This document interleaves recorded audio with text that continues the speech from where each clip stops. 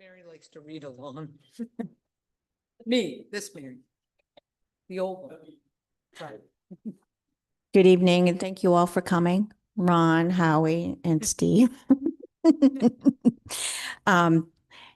We'll start with a roll call, please. Mary Maha, Here. Nancy Bai, Here. Mary Glacken. Here.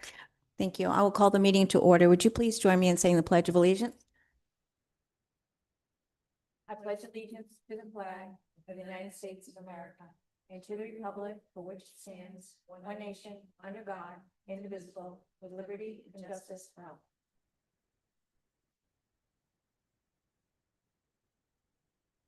Okay, I guess we're ready to begin. Great.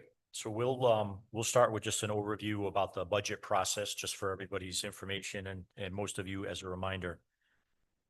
So as you know, the charter requires us to prepare a budget and present it no less than 90 days before the financial town meeting, which is scheduled for June 1st. That is what we've represented to you and presented to you last week. But there is work, of course, that happens before that in preparation, working with department heads to develop both revenues and expenses that are anticipated. Also, as a reminder, the requirement that there's joint meetings between the school department. Those of you know we've already covered. You have an additional meeting scheduled for the 26th of March with the school committee as well. The process, as you know, is there's a number of public hearings which you've already scheduled, including tonight. Tomorrow night is the second hearing, and then the 26th will be the hearing with the school department. And then there is the potential wrap up in which you would adopt a budget to present at the financial town meeting. As you know, the budget is now yours. So it is your budget to revise, amend, whatever you choose to do. Same with the capital budget that we must present to the public at least 14 days in advance. So there is, we do push that out quite a bit beyond the 14 days because we have to have it printed, published, and then put into the newspaper. So I think the date is April 20th, right? In which we need, basically the go button on putting a budget forward to the public. And before we do that, we also have to get approval from the state of Rhode Island. So after the town council approves the budget, I then have to fulfill a big checklist off of comparisons from last year to this year, maintenance of efforts, revenues. They go through it and they request 10 days for that because most all communities are coming in at the same time. Is that from the auditor or is that? No, Just- Department of Revenue. Okay. So one more. So under the general law, talking about the 4% cap and how we reach that. So I wouldn't say regardless of what the levy was last year, but the state certifies the levy sometime after you prepare and accept the budget for FY26. So the state certified levy for FY26, the current fiscal year, is $25,466,907. So the maximum that we can increase from the levy, from the tax levy, is $1,018,676.28. So on to the next page, it shows you where you would reach a total amount that we're allowed to do in terms of an increase.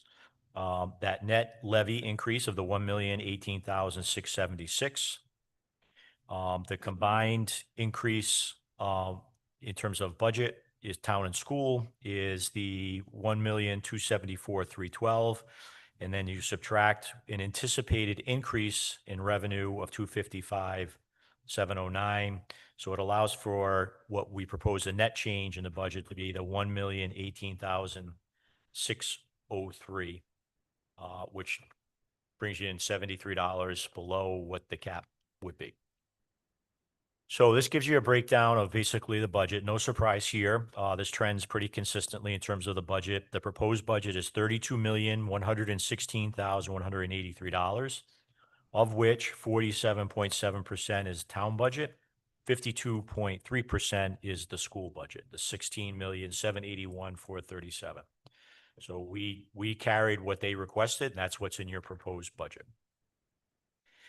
This gives you a breakdown in general terms of the town's operating budget. In other words, how do we spend the 15,334,746? Starting just at the top of the pie chart there. School debt we carry at 368,788. That's about 2% of the town's operating budget. Our operations are 11,785,583, which is about 77% of the budget. Then the town's capital proposed is the $1,385,900. That's 9% of the town's total budget. And then our town debt service is 1,794,475, an additional 12%.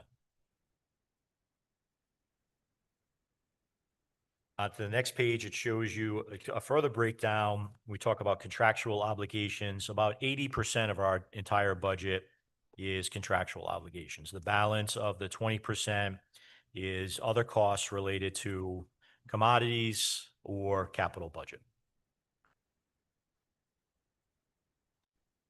And just further detail on the town's operating budget in terms of the obligations that we have. Our salaries across the board make up $6,311,122, about 41% of the budget. Additional personnel costs would be related to healthcare, those types of things. $2,282,000. Insurance, and then our debt service, other commodities, and then the balance of the $3,046,000. This is just kind of give you an overview, big picture of where the roughly $15 million goes. And on to the next slide. Start to give you a little more detail in terms of the proposed budget. So the operations, in terms of if you look at the column 26-27 proposed budget, and then the last two columns give you the change, increase or decrease, and the percentage and change.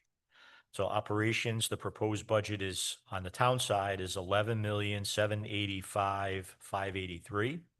The capital budget again is 1,385,900. The town's debt service is 1,794,475. And then school debt service is 368,788 for a total on the town side of 15,334,746, an increase of 6.6. When you see there's been an average of 4.8% over the 5-year average. So clearly it jumps out at you. The largest increase in terms of percentage is related to the capital budget, right? And that was based upon some of the highlights that we had talked about last week, but we'll certainly go through that in more detail. On the school side, their operating budget is 15,860,242, an increase of 1.7%. And then their capital, as you know, they have a continuing capital program that they fund. That's 513,000, a slight increase of 14% there. For their total budget request of 16,373,242, at 2.1%. Very much appreciate their very fiscally responsible submission, and they're less than their 5-year average at 3.7%. And additional funds are related to grants, nutrition, all of that comes out to 408,195. Again, bringing the total budget that's proposed to you at 32,116,183. The next sheet just goes through the general categories that we report under related to the town's operating budget. The general government, $3,066,000. Finance and IT department, $547,000. Police and emergency management, $2,265,000. Fire and EMS, $1.4 million. Public Works, building and zoning is $402,000. Tina's nervous here because I'm not even reading off the hundreds anymore. I dropped the cents. So the Public Works is $2.5 million. Senior services is $200,000. Library services is $552,000. The recreation department is $716,000. And then our general service related to the general fund is that $1,794,475, and the school debt service is $368,788. And then all other categories is $106,700. And then again, the capital of $1,385,900. 900. Again, totaling out to that 15,334,746. And if I could, the general government looks like there's a very large increase, and that is due to the fact that we have one contract that has not been negotiated. So there's some salary some salary number in that line item, which after the contract is negotiated and approved, we will then put that back in predominantly to the police department. So on to the next page, talks about revenues. It's budget from taxes, as you might imagine. The proposed is the 25,324,421. And then there's local town revenues, that's fine fees, that's $2,180,000. And then there's school revenues of $1,132,296. Other general revenues of $275,000. And then the two state sources of $560,046, and then $370,108. And on to the next page talks about a breakdown further of what those state revenues look like. State library aid, there's an anticipated increase of $2,000, bringing that to $121,561. And then we're starting to realize additional funds, of course, in a second year reimbursement related to the library construction project of $156,287. Still a motor vehicle reimbursement of $646,850. Other corporate tax realized paid through the state, $66,863. The hotel tax, again, these are budget numbers as put forth by the state, $140,693, an increase of $77,591. Meals and beverage tax. I guess we were just wondering why the increase, such a large increase? You So don't I know? think it's anticipated related to the adjustment for short-term rentals. So short-term rental tax is going to probably come through in terms of the proposal from the state is to start to tax whole house short-term rentals. So if you rent your whole house, not only are you going to pay the sales tax, which you paid before, but now you're going to pay a hotel tax on top of that. Okay. So we anticipate that there'll be a pass-through of that. Oh, okay. Thank you. And then meal and beverage tax, again, these are budget estimates based upon what the governor's proposed budget is, $173,551. Same with school housing aid, but budget proposal from the governor of $150,000. And then the tangible tax reimbursement of the $23,473.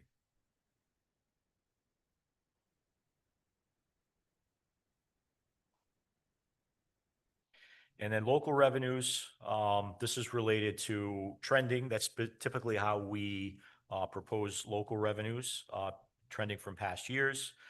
The town clerk's office, we expect that to trend at $350,000.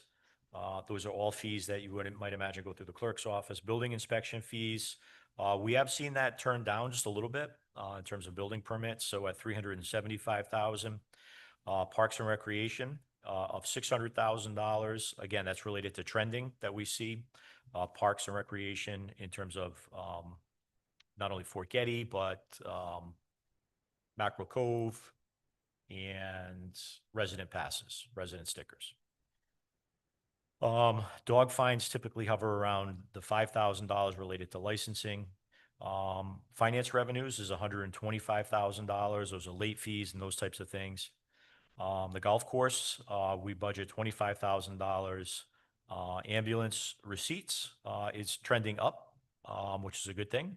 I think that has something to do with the number of calls and collections on ambulance fees.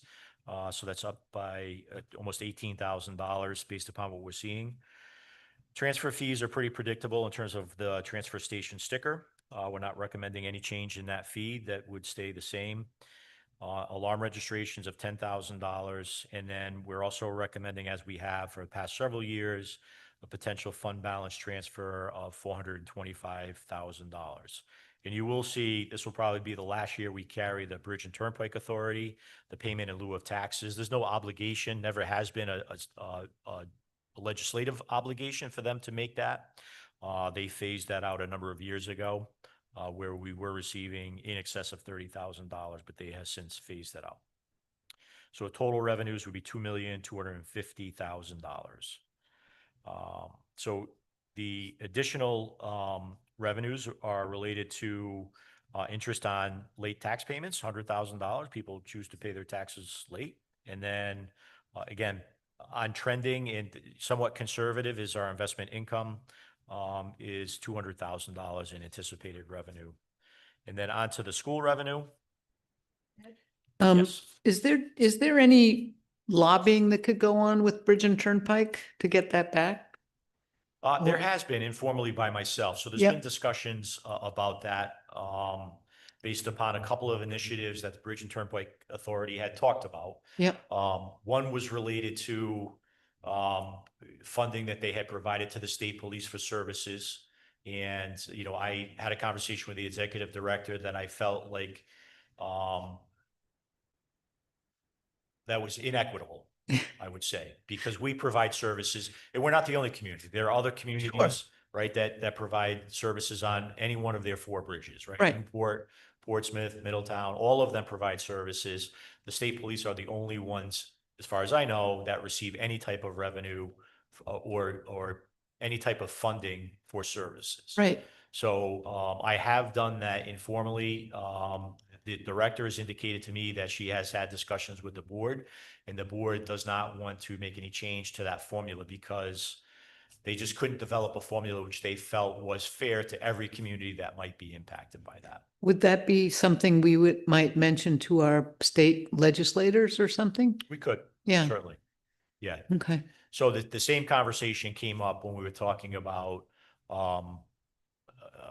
you know, technology to include speed enforcement on the various bridges. That has come up year after year where the Bridge Authority has asked the General Assembly to consider electronic speed enforcement on the bridges.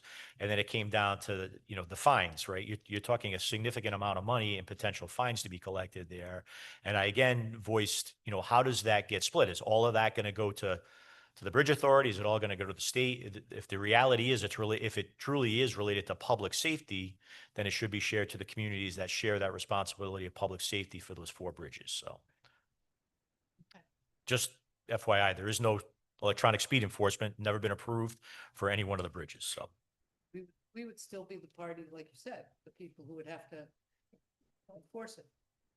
Right? I mean, we'd be the people who would, if somebody's speeding, that might stop the person, right?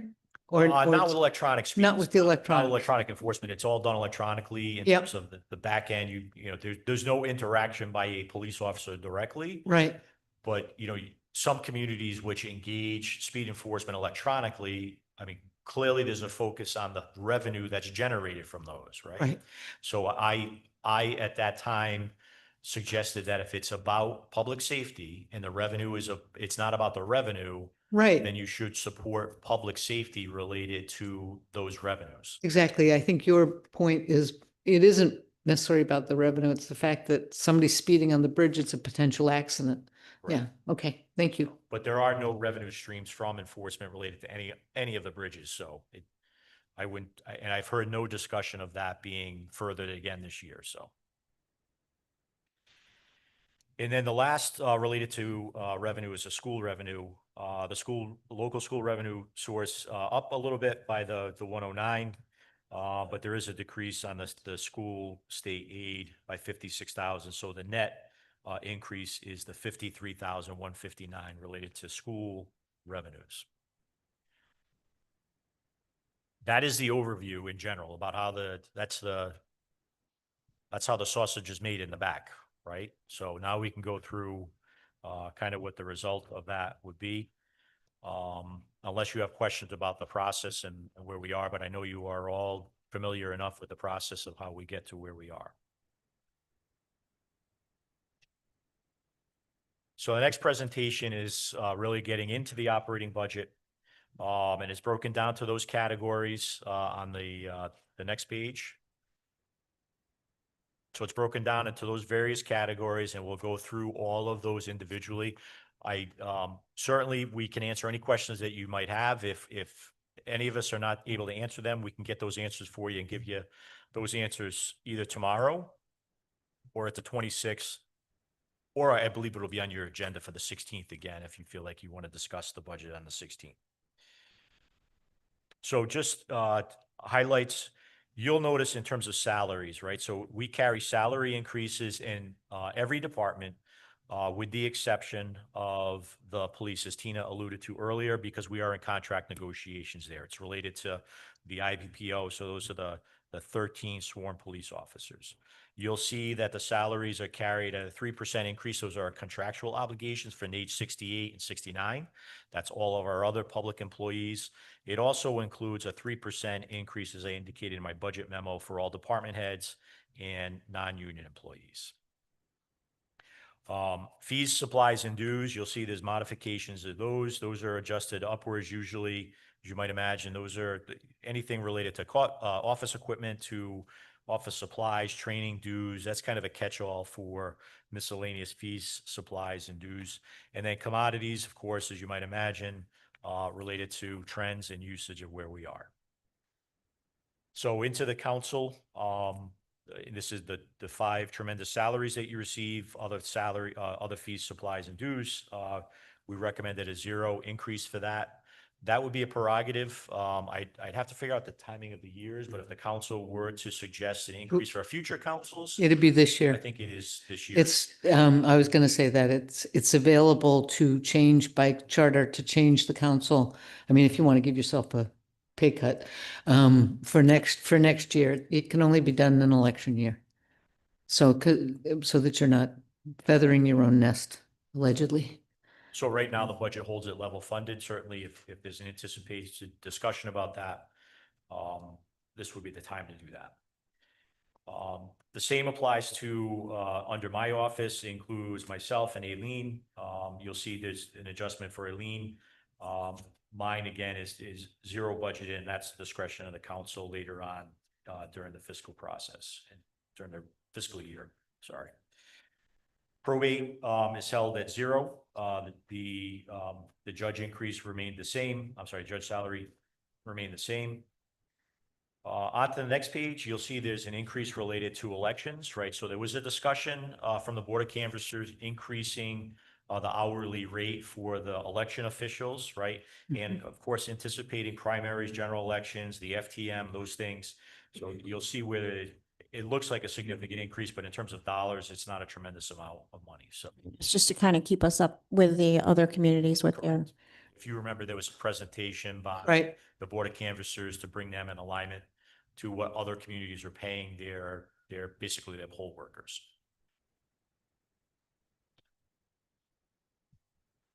Legal includes not only the stipend for the retainer for the solicitors, but it includes other non-retainer related items.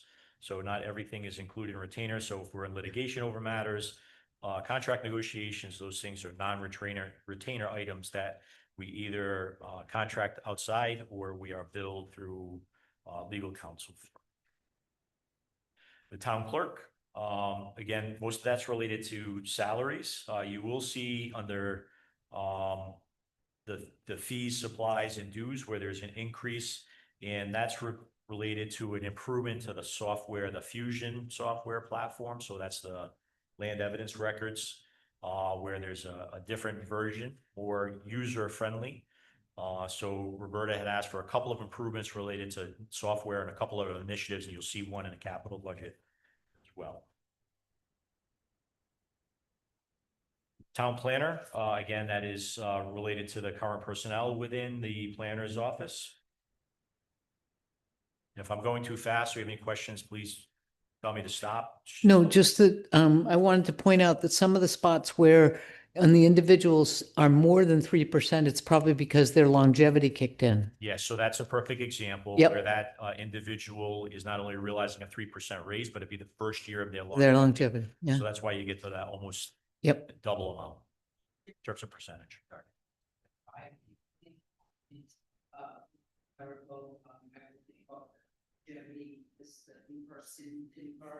That's left over from previous clerk and Oh, no, it's No. Planning, zoning. Right, right. This is Carrie's first year with longevity. Suzanne hasn't yet reached longevity. Yep, gotcha. That's okay. She's actually carried under, building. Right. On the zoning, that's related to the stipend for the zoning board. And, on to the next account is personnel. So personnel, again, that's where, a number of the social security tax, healthcare costs, salary adjustments, all of those, post-employment benefits are carried in that line item. I'm sorry, in that category. Can I just ask on liability insurance, does that cover the fire department?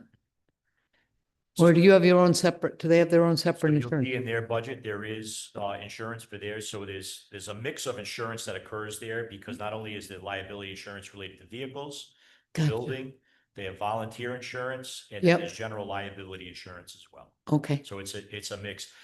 In my, budget memo, you might recall where, Tina, not only Tina, but the chief, we're working at there's always been kind of a blend when we get, premiums from the trust, right? That combined with VFIS related to the volunteer insurance, always been kind of a blend, not a clear line as to who covers what. mm-hmm, So there's been a tremendous effort by both of them and the trust to clarify exactly what the cost is per department, per liability, rather than, I wouldn't say it was almost an umbrella policy, type of coverage that they had, basically giving you one number mm-hmm. over, I'm talking years ago, where they've kind of carved that out and started to petition that out.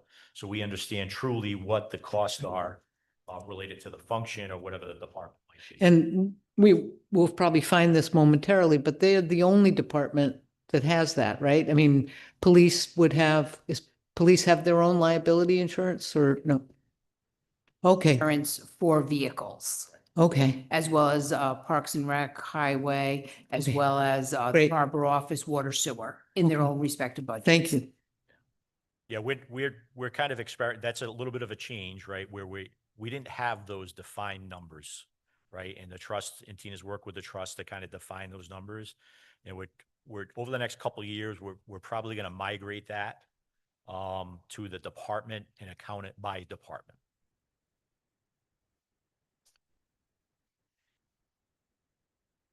So, next is the finance office. Again, not much change there. Just related to software cost and then, payroll services that as you might expect, continue to creep up. But I see that the director is only getting a 2.75 raise when everyone else gets at least a 3.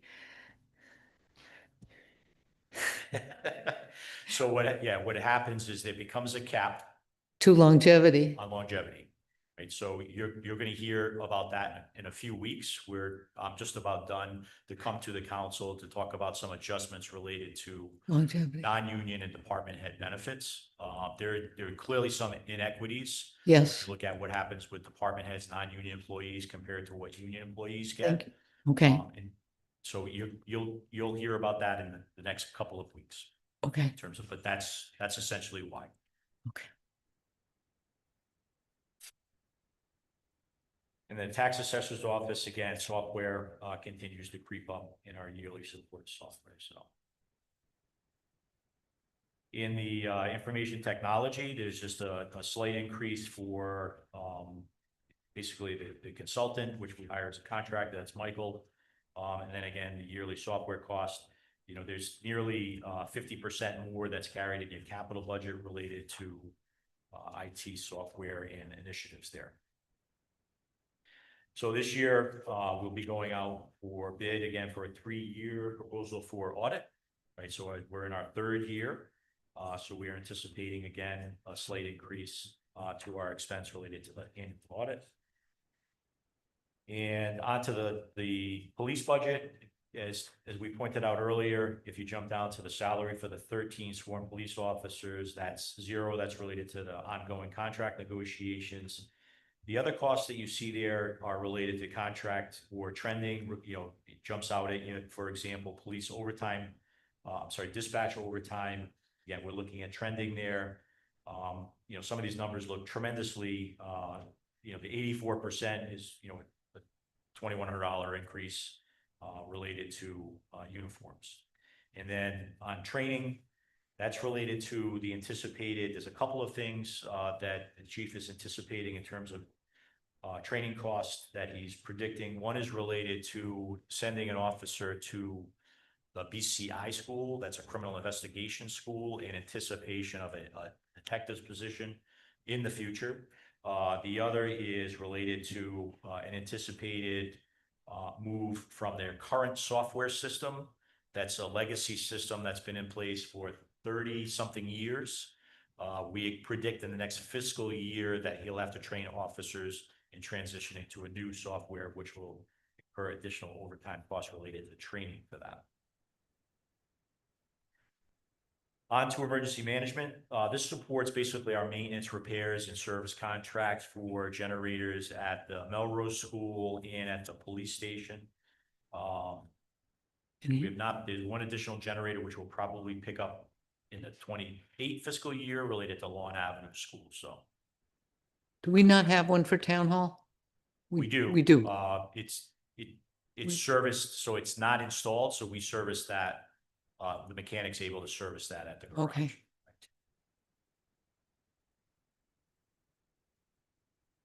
And onto the fire department. You'll see, theirs is pretty, in terms of increases, not a tremendous amount of increases. Again, the chief is predicting when you go down to equipment, safety and maintenance, anticipated, that's maintenance cost of mostly vehicles in his technical equipment, an increase of almost 25%. Again, it looks like a tremendous increase, but it's not a whole lot of money. Truck repair, same thing. You know, he can predict necessary repairs that are going to occur related to tire replacement and all those other things. So there's an increase in that line item.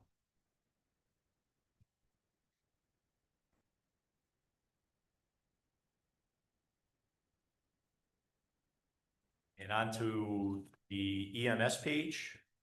So as I indicated in my budget memo, the biggest increase is related to the ALS per diem, BLS, right? So that's a program that was put in place some 10 years ago, basically to augment at the time what was mostly a volunteer per diem, paid per call system. You know, as those volunteer ranks are starting to decline, it's necessary that the chief is paying per diem. It's an hourly rate for ALS providers and BLS providers, a blend of 3 technicians. Sometimes it might be the chief and 2 others, depending on the time of day. It might be Kyle and 2 others. It might be a blend of other things that are occurring there. So trying to make sure that we have adequate coverage, or it might be a blend of volunteers still there too. So, but it is clearly continuing to climb in terms of the need for that per diem. Again, I suggest to you, even at that tremendous increase, it is a tremendously well-run, very efficient, both fiscally and in terms of the operation program. So.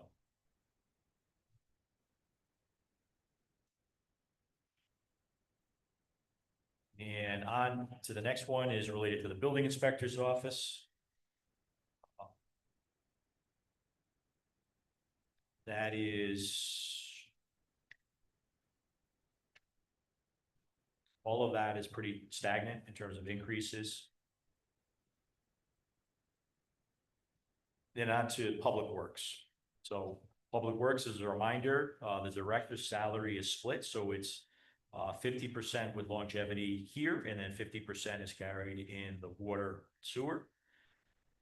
And then same thing for environmental services, so GIS services. There's a split there where a portion of her salary comes from the ISDS fee that's associated with your sewer bill. But when it says 0.75, so that's, she works 0.75? It's a full-time position. 0.75 is funded through the town's operating budget. Okay, 0.25 is funded through the ISDS fee program. collection under. The on-site wastewater. So this year we split, we increased the split more to the general fund.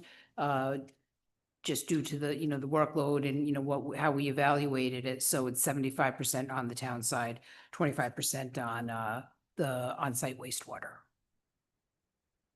That's why you'll see a larger increase there, because last year it was 60-40 split.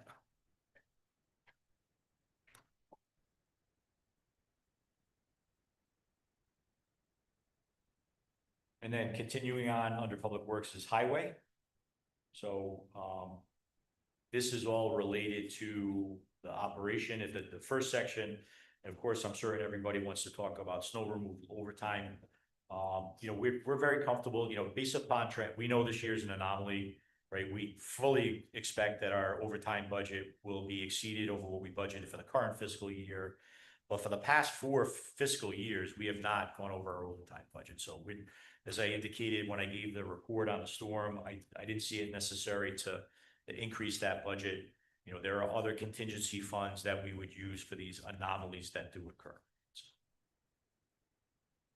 So, as a footnote to that, so Tina put together our costs related to equipment costs, overtime, sand, salt, a couple of contractors. All of that has been submitted to Rhode Island EMA. We actually have a call tomorrow with FEMA collectively across the state to discuss whether FEMA is going to declare it there's a number of ways that they could declare it or not. And there is a remote possibility that we may see some reimbursement there or not. It just went to Iran. On to the next is waste removal. This is related to trash and transfer station.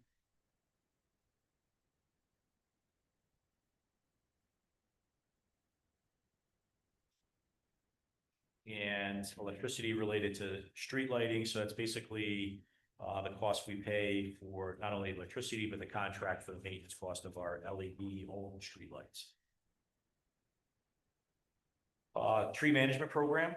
So we did increase that a little bit. So we do, as I indicated during my storm report, that we are very responsible, very fortunate. The tree warden and Mike work very well together with not only contractors clearing trees, Rhode Island Energy clearing trees, our own staff doing tree clearing. So we continue to invest in that.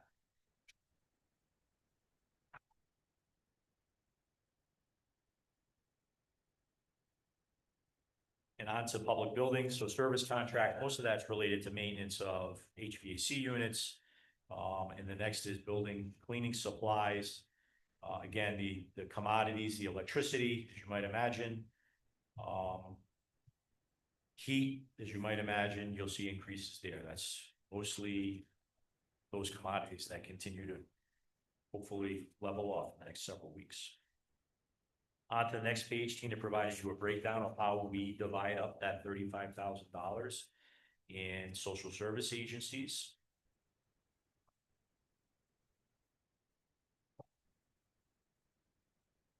And the next is animal control. So the first one is typically related to anything that we have to deal with, typically a domesticated animal, right? The police have to take a dog to a shelter or whatever it is. Sometimes we can charge for that. The other line item is related specifically to the TIC task force. Nancy, I know you had mentioned that earlier today. And on to the next is senior center operations. Again, pretty stagnant there. We did increase fees, supplies, and dues as we're anticipating a move into the building in the next fiscal year. You will see some adjustments related to the custodial contract. That again, we predict that the cost will go up when we move into the new building. You'll also see that there is moderate adjustments related to the meal site coordinator, the assistant services director, the aides and transportation folks. So we went through the effort to kind of adjust our non-union part-time people, right? There's a couple of things that caused that. It was again, a little bit disjointed, but Tina and I went through the effort to look at all of our part-time people, our non-union people, to bring them somewhat in alignment with each other. So But they in still, these particular areas, some of these folks were getting, all due respect to teen center staff, they were making less money than teen center staff as an after-school right. job. So And that It concerns me still, though, that the senior services, the assistant is still making not a lot of money. You know, I mean, if she were full-time, she'd be making less than $50,000 a year. Yeah, it's much less than part-time. We certainly can take a look at that if there's a desire to do that. But Yeah, I mean, I just see the same inequity that you guys have already, I mean, and I recognize you tried to address it, but it just still seems low to me. yeah, I mean, part of it is, we're looking at balancing all of the positions, right? Yep. So it's not one position. So when I Yeah. look at all of the part-time positions across the board, and we certainly can take a look at that. Right. I mean, we've talked about that before. I mean, in reference to the library, for example, that's paid for by state aid and stuff like that. So I think, you know, Look at comparable, cities and, oh, okay. some comparable towns for the same position. Yep. Okay. It's Make just, sure it was in line. sure seems to, I keep getting things from Eileen Donnelly like nobody's business. So I just, I think she works really hard, and to see that as a place just strikes me that anybody, yep, that's a tough one.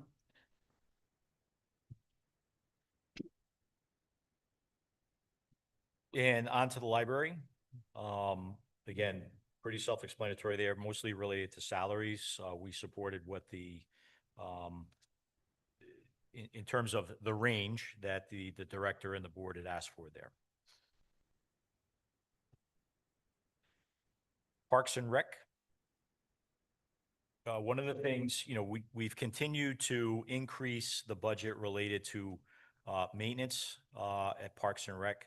Some of that is related to the discussion of turf maintenance, right? So for years, we have invested somewhere around $25,000 at Eldred Avenue. It's a contracted turf maintenance program. We've increased that by $12,000 to begin a similar program as a pilot program at the Lawn Avenue soccer field to see if we can improve the turf conditions there without any major construction project there. You also see an added line item, a moderate increase, I should say, related to beach raking. So this will be the second year. I'm not sure if most people realize this or not, but previously the rec department staff had used a York rake in one of our machines to rake the seaweed off of Mackerel Cove every morning. Tremendous effort. A lot of comments from the public about the pile of seaweed that's left at the end of the beach. So last year, we actually brought a contractor in who actually screens the beach, right? Similar to what you see at state beaches and other public beaches, where a contractor comes in 3 days a week. And we did see a dramatic improvement. These are big problems we have to worry about. The quality of the sand is dramatically improved there. So we're going to continue to invest in that this year again as a pilot program. Again, all of that is subject to one storm event is kind of reverses that whole effort. So we continue to invest in that to try to improve the quality of the beach sand there.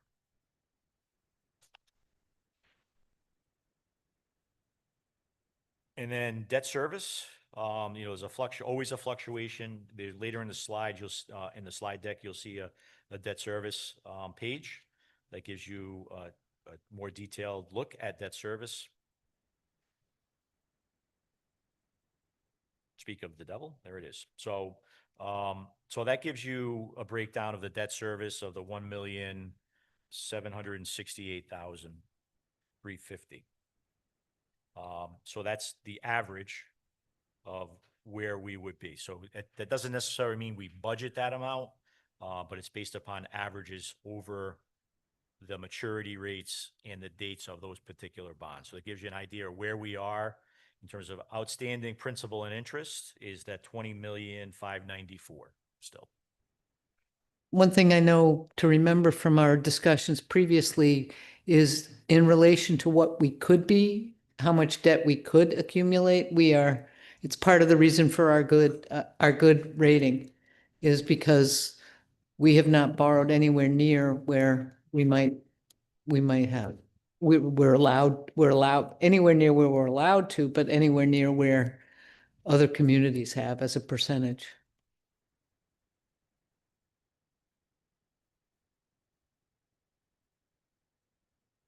And then the miscellaneous item, again, basically our contingency related to incidentals, emergencies, and Conservation Commission, Chamber of Commerce, we made a slight increase at their request. They did increase to $5,000. That's on a reimbursement program, where they have a program, some type of printing that they want to do. They'll get approval before they do that. We either pay it directly or reimburse them. The economic development is related to our relationship with Greater Newport. Is that the Newport Chamber of Commerce? It's Greater Newport. Yep. Different than Newport Chamber of Commerce. Okay.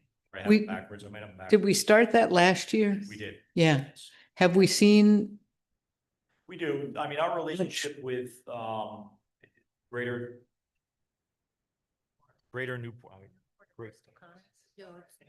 is that to be distinguished from Discover Newport? So there is a chamber, Newport Chamber of Commerce. Yeah. Greater. Discover.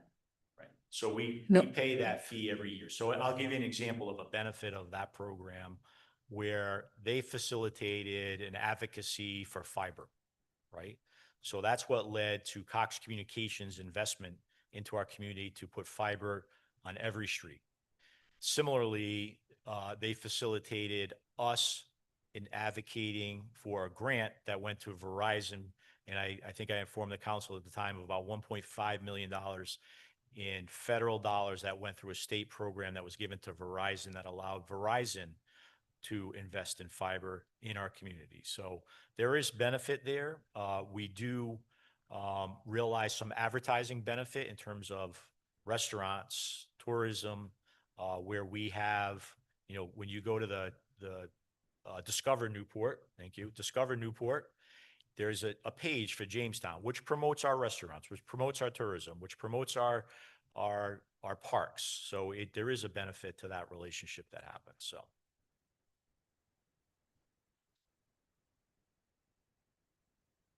And then the proposed capital budget is that $1,385,900.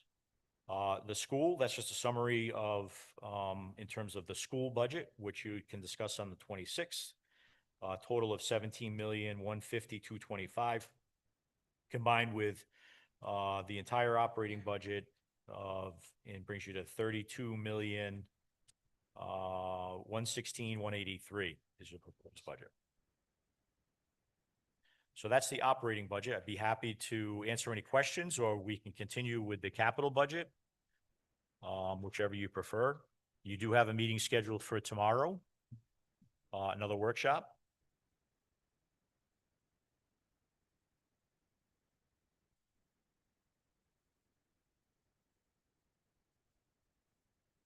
And the capital, in terms of an overview of the capital, Are you coming back tomorrow? Do you want us to do it now? Yeah, there's nothing on there. So the only Right. thing related to the fire department, so there's a number of items that the chief and the department had requested in terms of capital request. And, we're in a unique opportunity, as you might recall, in the current fiscal year under the bond referendum, for example, we had budgeted $300,000 for the replacement of the SCBA equipment. The chief secured a grant that's going to pay 90% of that, right? So there are things and other funding streams that we have found to meet their request, not only in the current fiscal year, but going into next fiscal year. Clearly, the big item that I propose to you is the bond referendum related to the replacement of the ladder truck for the $1.8 million. And as I indicated, by the time if that is approved by the council and by the taxpayer, by the time the chief places that order, that truck is 3.5 years out. The truck that would be replaced is going on 29, 30 years old at that time, right? It looks great, goes down the road great, but at the end of the day, it becomes a safety issue, inspection issues. You might imagine that truck gets heavily inspected to make sure that it is safe for the firefighters on it. So I would suggest if you do have questions about that particular item or concerns about that, might take advantage of the fire department guys being here tonight to offer you any other clarity that I wasn't able to. But, I think it is, from my perspective, it's a shocking number. But it is less than what was anticipated when we talked about it a year ago. Right. Nationally, there's been discussion about the inflated cost of fire trucks. And I think some pressure across the industry has forced that industry to reevaluate where they are and bring that number down. So it is less shocking than it was a year ago, but it's still shocking. I think the only thing I would say is the only comment I've heard is, well, we don't have any tall buildings in Jamestown. And so you try to explain that the ladder truck, and so I would, maybe for the benefit of the press or whatever, just explain the need for a truck that extends up but I pointed out it also extends out. All right, for technical rescues, yeah. Right. So a lot of us related to state parks, right, where the ladder truck is the primary. Should we come up? Yeah. Yeah, just just so- so that the people at home can hear you. Because there are thousands of Jamestowners at home. Millions of Yeah. Jamestowners at home. I want to hear you. That's why there's only 3. Right. It would, I'm outside from 35 days. You've got, make sure it's on. Is it on now? All right. So there's two pieces to this, right? One equation for the ladder truck is the response to state parks. A ladder truck, it's not really about the height of a building, right? It's the access to rescue people if there's a fire on the second or third floor of the home. There's a tremendous amount of homes that have been built in Jamestown that are over, 3 stories, if not more, right? So access to that isn't able to be done by ground ladders on the side of a fire truck. So then you have the commercial district. So it also does a lot of other things. If there's a large fire in a defensive mode, where that's the primary piece that flows water, right, to protect other buildings or exposures. But the primary other thing I think is important to a resident is it affects your home insurance rate. So ISO looks and we get a rating for our home insurance rate, just like we've talked about with the fire station. Under our current classification, that is made at us having 3 engines, 3 pumpers, and a ladder truck. So a lot of times that does have an effect if the community doesn't have a ladder truck. It will affect your home insurance rate. ISO looks at it as the same way we kind of analyze it, right? Like a single story home, in most cases, you don't need a ladder truck right? You can use a ground ladder, but just drive around the community now from Highland Drive to Beavertail to the north end. There's more and more houses that are 30, 40 feet high, where the ladder truck becomes a huge vital piece if somebody is trapped in the middle of the night. We're not doing that by ground ladder. The tallest ground ladder, we carry a 35-foot ground ladder, very labor intensive, but the most used one is a 24-foot extension ladder, which basically gets to the window on your home in a second floor home. So again, it flows water, it carries technical rescue equipment. You see it at the state parks in the summertime, but a big piece for the resident is the insurance rate, right? The communities nobody can require you to have it, but it will affect your home insurance rate when there isn't one. So that's like the key. A lot more goes into it than you would think. This ladder truck, ideally it has a pump on it and water where the current one does not. So it can be used on the scene to provide additional water to pump, sort of an all-inclusive truck, versus the one that we currently have. So it'll do just more than just being a ladder. Thank you. Good.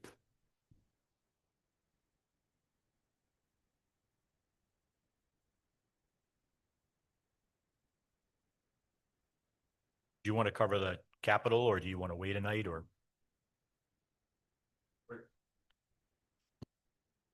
what do you want to do? It doesn't matter to me. You probably want to go home. You've been out all day. I haven't. Do you have questions? Okay. But we are going to have a meeting tomorrow night. So I'm inclined to just wait and do it tomorrow night. No? Okay. go That's ahead. fine with me. That's- That's fine with me. Yeah, or you could present and then we can offer our questions tomorrow, questions in general.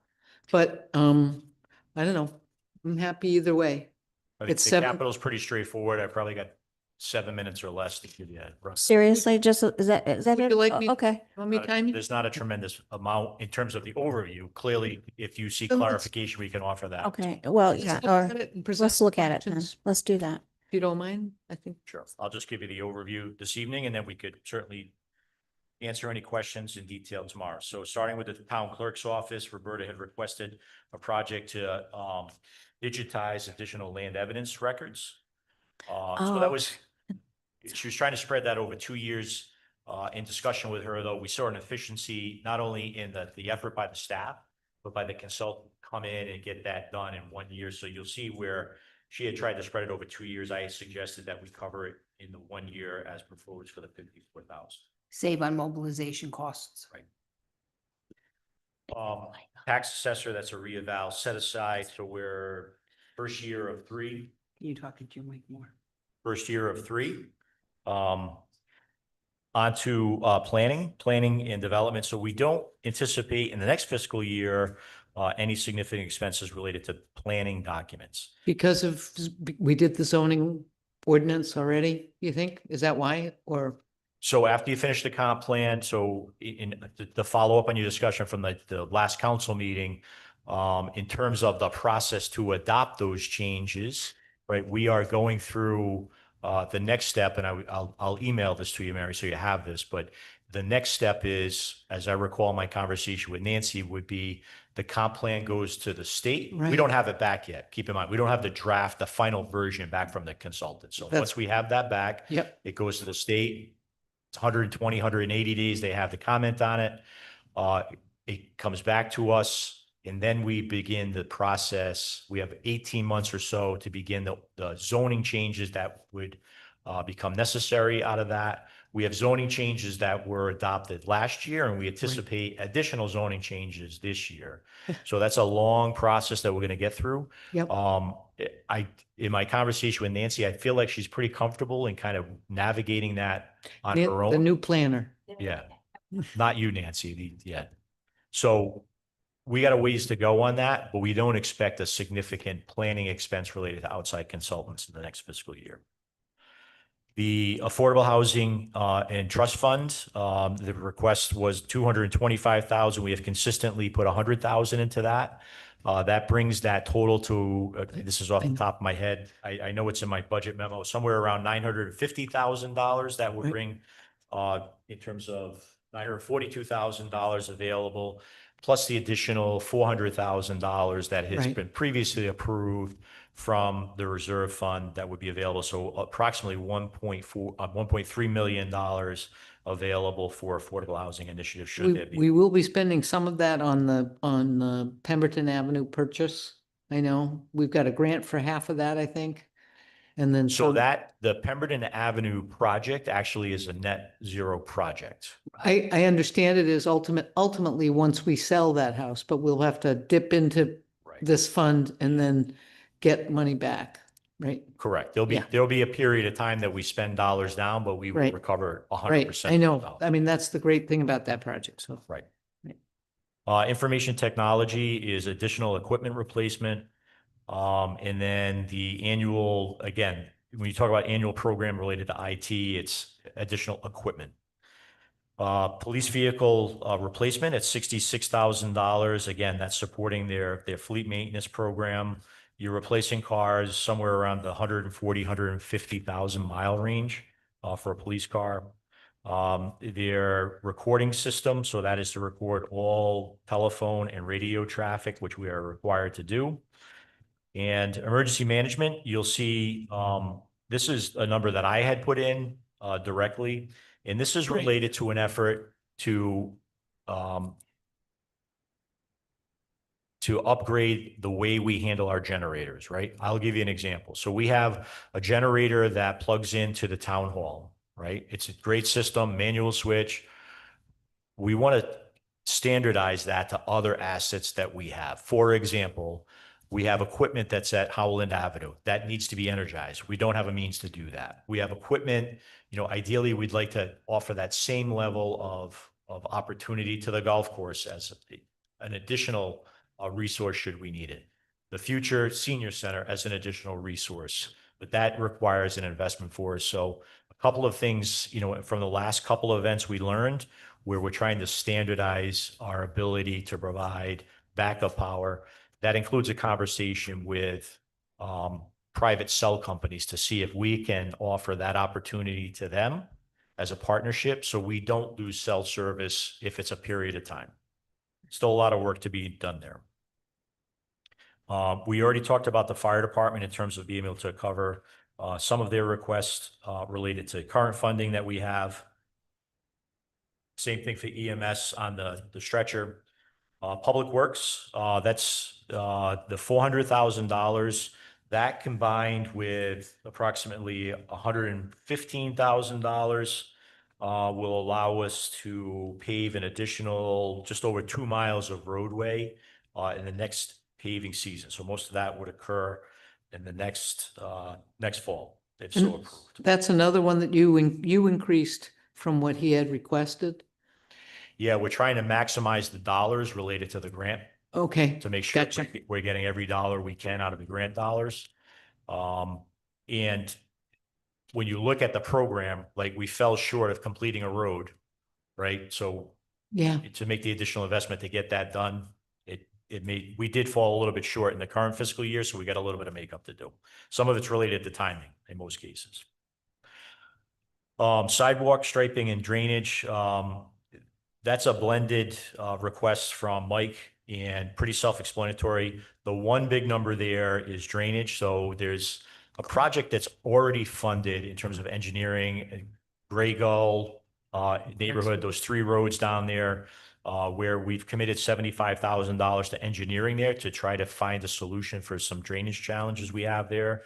What a portion of that $200,000 would be used to begin the construction if we are ready in the next fiscal year. Additional items that we did fund, Eldred Avenue. So Eldred Avenue, as I indicated, we're not only investing $25,000 annually out of our operating budget related to maintenance there. I'm recommending, based upon the conversations with the ad hoc committee, there's $15,000 basically to do some test pits to determine the soil conditions there, to see if that turf can be improved through drainage or irrigation systems. A lot of discussion there. I'm not suggesting irrigation is going to happen there. I'm not suggesting drainage is going to happen there. This is more of a basis to find out what's there and what opportunities are there. So we're not there yet in terms of making any recommendation for any additional improvements. can I ask you about the DEM grant match? Yes. Or maybe I can reserve that till tomorrow if we're really asking questions tomorrow, but I mean, just, Yeah, so Ray had put that in anticipation. So there's 2 grants that are applied for. Both are playground related. yeah, okay. If we are successful in either one of those, we had discussion of the timing of it would not be within the next fiscal year. Okay, great. Additional equipment and assessment related to equipment that the rec department maintenance staff needs, mowers, trailers, Lawn Avenue tennis courts. Again, that's a lot of discussion there. So that's not just the tennis courts, but the 2 tennis court sets. So that's 6 courts, the basketball court, right? So we put a number in there based upon some early estimates we have about improvements to the court. And just as a base of context, right, we need to understand what the council's expectations are about the quality of court that you will get. So a complete rebuild for 3 tennis courts, 1 bay, in another community that's down to gravel, rebuild, repave,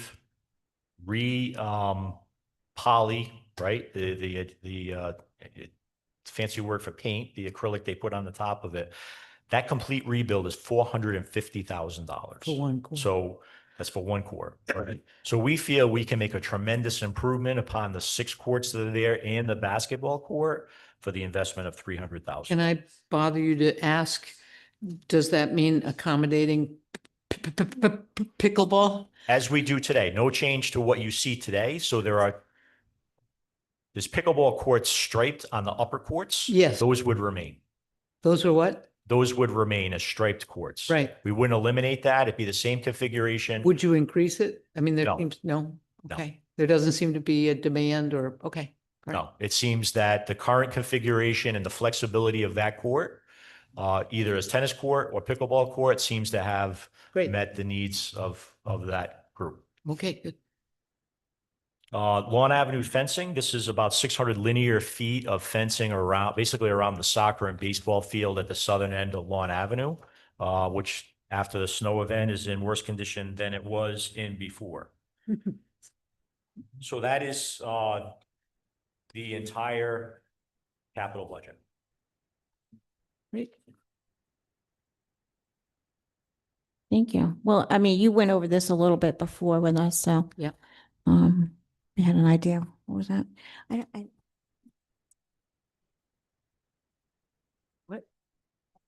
Sure. man. yeah. Did you guys want to say anything? Ask us anything? And no? Well, thank you for coming. Appreciate it. Yeah. Thank them. They're the ones that have been working on this. Thank you so much. I'll entertain a motion to adjourn. So moved. All in favor? Aye. Aye. Thank you. I'll see you tomorrow night.